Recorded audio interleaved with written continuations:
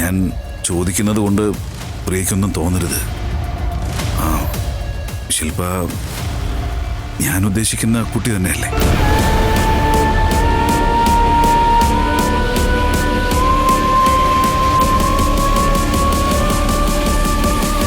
അതെ.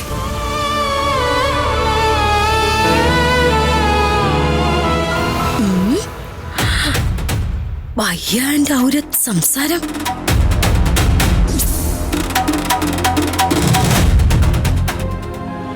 പ്രശ്നം ഗോപേട്ടന്.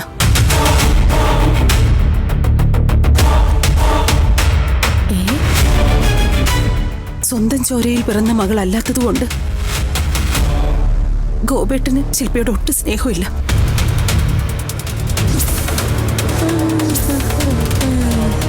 ഒരച്ഛന്റെ സ്നേഹം ശില്പയ്ക്ക് ഇതുവരെ കിട്ടിയിട്ടില്ല. ഗോപേട്ടൻ രണ്ടാം അച്ഛനാണെന്നൊക്കെ അവൾക്കറിയാം. എന്നാലും അവൾക്ക് അച്ഛനോട് വലിയ സ്നേഹവും ബഹുമാനമൊക്കെ തന്നെയാ. പക്ഷേ ഗോപേട്ടൻ അവളെ അപമാനിച്ചില്ലാതാക്ക. കിട്ടുന്ന അവസരങ്ങളിലെല്ലാം ചവിട്ടി തേക്കുക.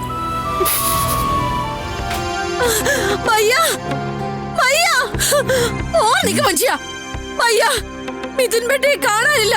ഞാനിവിടെ മുഴുവൻ നോക്കി.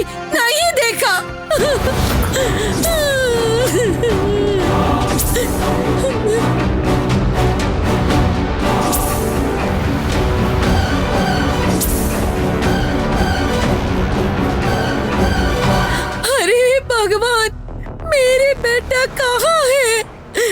मेरी बेटा. എസ്പി, മിഥുന്റെ ഫോൺ സ്വിച്ച് ഓഫാ.